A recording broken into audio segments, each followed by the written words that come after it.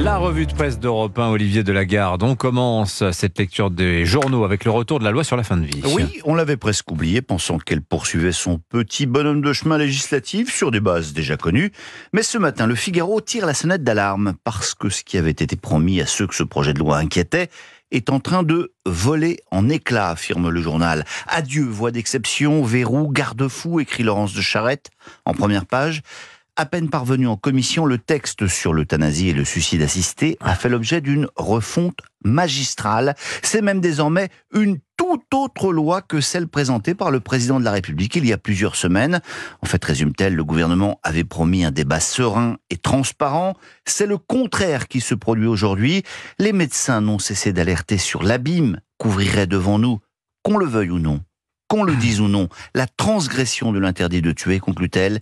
Il est encore temps de les écouter. Nous passons à d'autres manœuvres politiques. Celle qui devrait suivre les élections européennes et la Bérésina annoncée du camp présidentiel. Bérésina parce que nouveau sondage Opinionway et Solis dans les Échos, la liste de Valérie Ayé poursuit sa glissade, tandis que Bardella gagne encore un point. Et la petite musique qui est en train de monter, indique le Parisien aujourd'hui en France, c'est celle d'une possible nomination de Gérard Larcher à Matignon. Tiens. Une hypothèse qui rend d'ailleurs furieux Laurent Wauquiez, signale Marion Mourgue, mais certains élus républicains se montreraient favorables à un accord de gouvernement avec l'exécutif. Dans le camp macroniste, on est beaucoup moins emballé, souligne Corinne Laïc de l'Opinion, qui consacre aussi un papier à cette hypothèse. Richard Ferrand a fait valoir que s'allier au LR après les européennes ferait la part belle à un parti crédité de 6 à 8% des voix. La déroute serait terrifiante pour nous, renchérit un proche du président. Alors que lire d'autres dans les journaux? Eh bien que la réforme de l'assurance chômage pourrait impacter entre 10 et 30% des bénéficiaires et qu'elle rapportera 8 milliards et demi à l'État dès l'année prochaine. Vous lirez ça dans les Échos. Ça, c'est ce que l'État pourrait économiser du côté des dépenses. Le Parisien aujourd'hui en France a fait le compte de tout ce que les syndicats devraient lui coûter en prime olympique aux cheminots, agents RATP, aiguilleurs du ciel, policiers ou autres fonctionnaires de la PHP, ce que le journal appelle en une la facture sociale des JO, et elle est salée. Combien? J'ai pas fait les comptes, mais alors là, vous verrez ça dans le journal.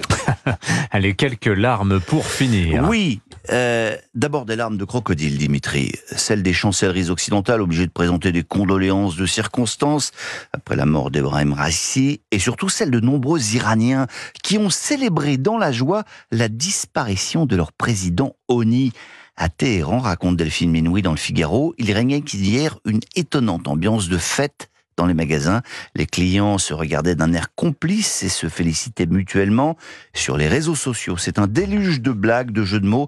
Le hashtag le plus en vogue est Eli Côtelette, contraction d'hélicoptère et de côtelette pour celui qui a été considéré comme le boucher de Téhéran. Mais on va terminer quand même par des larmes plus authentiques, celle-là. L'hommage de la Provence à Jean-Claude Gaudin.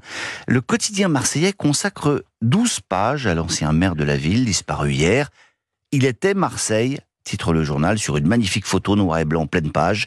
12 pages pour tout savoir, ou presque, parce que Marseille garde certains secrets, et jamais il n'est question dans ce numéro spécial de la vie privée de ce catholique très pratiquant. Personnage pagnolesque, mais qui savait aussi être un tueur en politique. Chose étonnante pour un Marseillais, il détestait le foot, et pourtant il avait été contraint de présider l'OM pendant plus d'un an en 95. Ah oui. C'est là que j'ai appris ce qu'était une surface de réparation, s'amusait-il. En revanche, cette surface de restauration, elle, n'avait pas besoin d'explication. Jean-Claude Gaudin était une tablée généreuse à lui seul, écrit François Tonneau. Elle s'était tirée sur plus de 50 ans, se nourrissant de plats en sauce et de politique à l'ancienne. Monsieur le maire était incapable d'envoyer un mail ou un texto, paraît-il, mais il n'avait comme personne le sens du contact. Sophie Manelli raconte que depuis qu'il n'était plus aux affaires, il arrivait que Jean-Claude Gaudin appelle son chauffeur.